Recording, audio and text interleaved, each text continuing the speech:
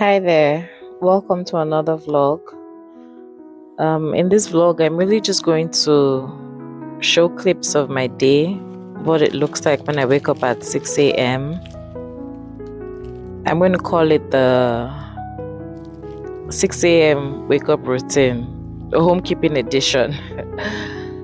But I hope that you're able to follow along. I hope that it is visually appealing, and I hope that you're also able to follow along my meditation. So we're just in the first week of Lent, and I want to talk about surrendering to God, using the Serenity Prayer as the basis of my reflection.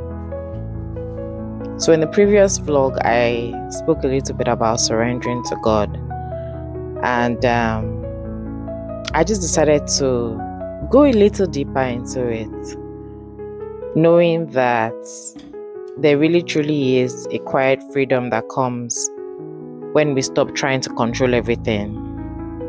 It doesn't mean that you're giving up. It doesn't mean that you're becoming passive. It just means that you're realizing that as a human being, you have a limit. And as a Christian, as a Catholic, we're called to give things to God, leave it for God, let Him do His own part as God, and work on our own selves and on our salvation. So like I said, today I'm going to talk about surrender, especially surrendering to divine providence, and how the Serenity Prayer has shaped the way I try to live one moment at a time. As I speak about this, I'm just going to quickly talk about let me just quickly mention the themes of Catholic surrender. So for Catholics, we talk about like letting go. Letting go is releasing control, your worries, your fears, and your personal plans. We also focus on divine care, that is trusting that God will manage situations better than your human effort can. We speak about divine will, that is prioritizing the desires of God over your personal ambitions, your personal worries, or your anxieties. Finally, we speak about peace, and that speaks to finding calmness by resting in God's love rather than worrying. The Serenity Prayer that I'm going to base this reflection on is a prayer written by Reinhold Niebuhr, and it goes like this, like the shorter form goes like this.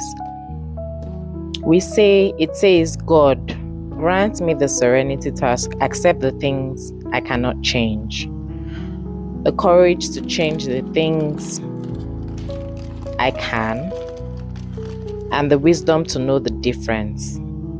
In that form, it is very simple, like very, very simple.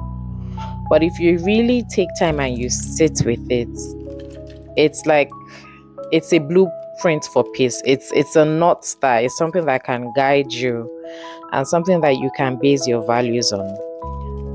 Well, the extended version of that prayer, there's some things that are added to the extension version, and it says that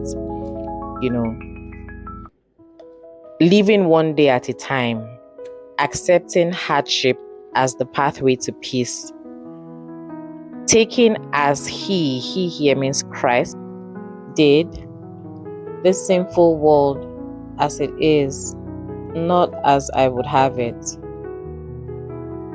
trusting that He will make all things right if I surrender to His will, that I may be reasonably happy in this life and supremely happy with Him forever in the next. Amen.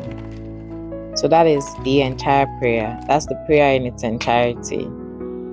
Before I go into breaking down the prayer, I'm just going to say a few things just to preface that. And what I want to say is that a lot of us, we've wrestled with control. I personally, for most of my life, I've wrestled with control. I want to anticipate the outcomes. I want to know what the result is. I want to know what will be the end. I want to manage perceptions. I want to know how people perceive me. I want to understand how I show up in the world. It's almost like validation is the end goal when I'm trying to manage perceptions. Then I also want to secure the future before it arrives. I want to know what is going to happen in the future while I'm here right now. But the honest truth is that so much of life is outside of our hands. So much of my life is outside of my hands. So surrendering to divine providence means trusting that there's an order that I can't fully see. There's a wisdom that is beyond my limited perspective, my limited sight. It means believing that not everything depends on me. Not everything rests on me. And that is not a weakness, it's a relief. It gives me freedom. It helps me breathe. It helps me exhale. It really truly is freeing. And something I grapple with, something that always comes to my mind often is, it just seems like right now in the world as we know it, having faith, having this kind of faith seems basic, very rudimentary. It's like we're working so hard to believe in something that doesn't exist, to make sense of what we don't understand. But when you think about it, really, is that not what we're all looking for? Are we not all trying to make sense of this world and our very existence? If that is so, then why does my belief in the God of Abraham, Isaac, and Jacob seem infantile? Why does it make me someone who is not a deep thinker? Someone who doesn't go into depth, who doesn't have rigor when it comes to my thought process? Like, why do I have to explain why I believe in Jesus Christ and organized religion, as some people would like to say, rather than believing in a force or the Big Bang? Like, why does my religion make me religious? Religious now is a bad word. Or why does it make me indoctrinated? When did Christianity, especially Catholicism, become abnormal or an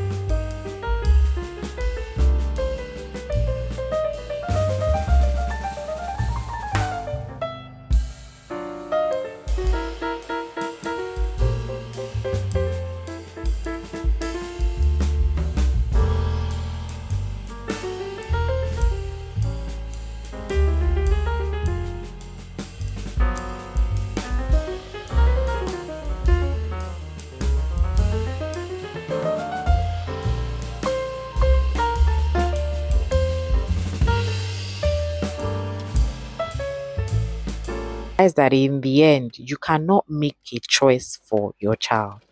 I cannot make a choice for my brother. I cannot make a choice for my husband. So in reality, I cannot change those people. I can guide them. I can direct them. But they are the ones who will have to make the choices for themselves day in, day out. And that is what will build their personality. I can help them form the foundation. I can help them navigate life. I can help them understand things. I can help them understand right and wrong. But in the end, they have to make those choices for themselves. If I cannot fix the people in my immediate circle, like in my family, if I try every day to try to separate myself from their choices, especially when the outcomes are things that I don't really like. If I'm doing that for people in my immediate circle, how much more people that are further out? Extended family, friends, like people who are outside. Why do I think I can fix them? But in the end, acceptance doesn't mean that I approve of everything. It just means that I stop fighting reality. And when I stop fighting reality, I get my energy back.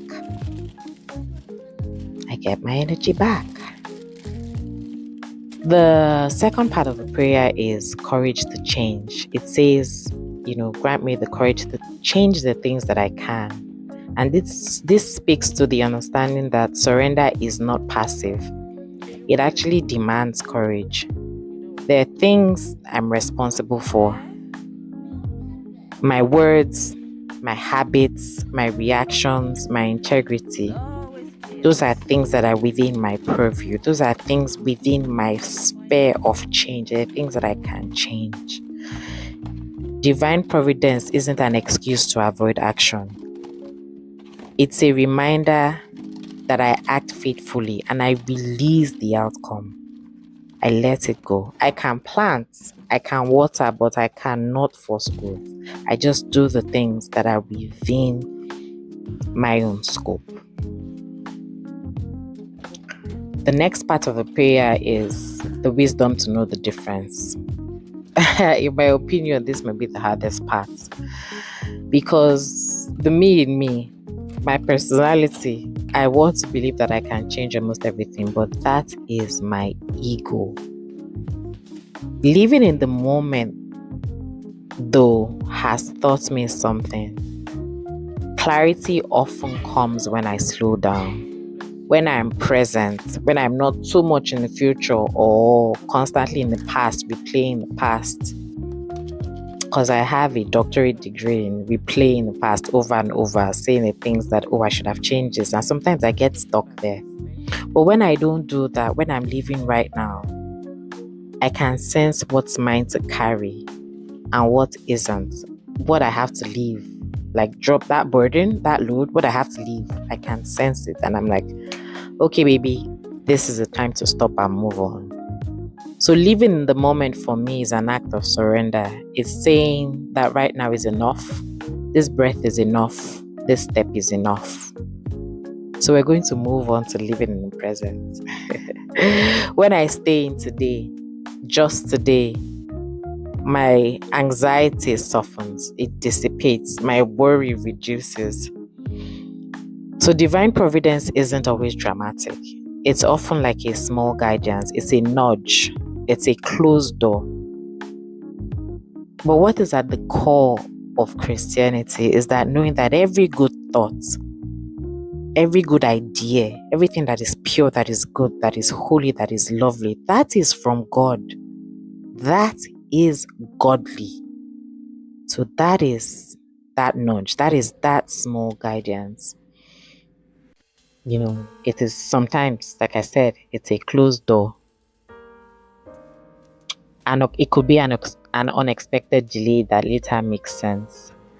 But the more I try to control tomorrow, the more restless I become. The more I trust, the more grounded I feel. But to be honest, like full disclosure, there's still days that I hold on tightly. My grip is still so tight.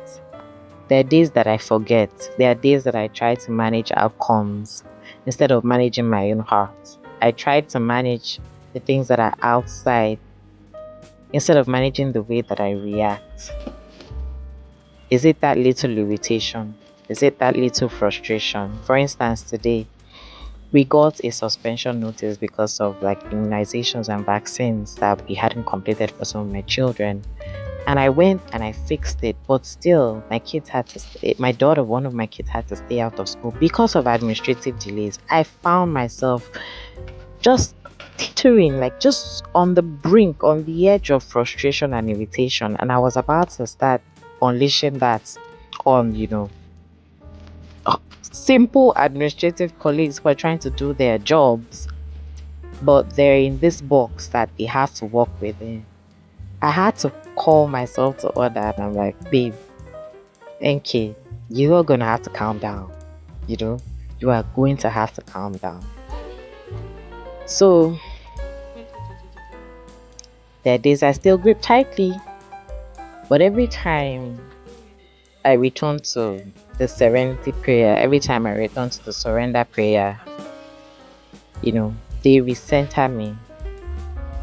It brings me back to serenity, to courage, to wisdom, to acceptance, to act, to discerning, and then to letting go.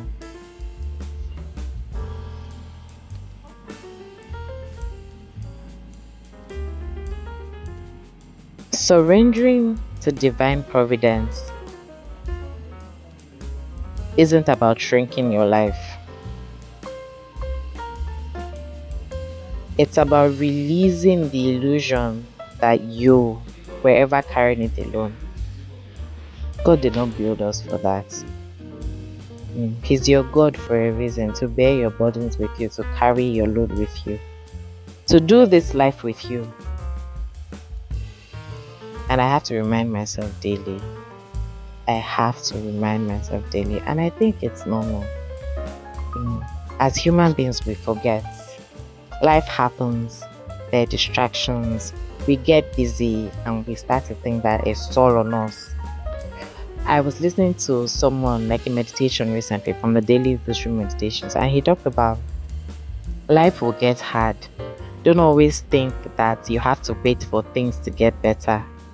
That you need to make yourself someone who can handle life when it's hard, who can live through life when things get difficult, when things are not the most nice, they're not comfortable, it's not good anymore. Be the person who can live and who can wade through the waters even when it's really murky. And that got me thinking, if something happens right now in my life, like I said, where I don't do superstition, but there are people who are like, not even the people that I grew up saying, God forbid, it can never be me, it's not my portion. But what if it happens to me? Does it mean that God is not God anymore? No, He will still be God. He's always God. So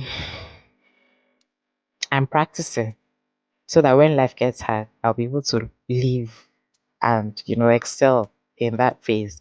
So if you're in a season where things feel uncertain, maybe the invitation isn't for you to figure everything else out. Maybe it's simply for you to trust, to do what you can today, to release what you cannot control, and to believe that even the unseen is being held by God, and maybe that is enough. So thank you. If you've made this far, thank you so much. The Serenity Prayer is up on the screen. I pray that our Mother may continue to cover us under her mantle of love and protection. Thank you. Bye.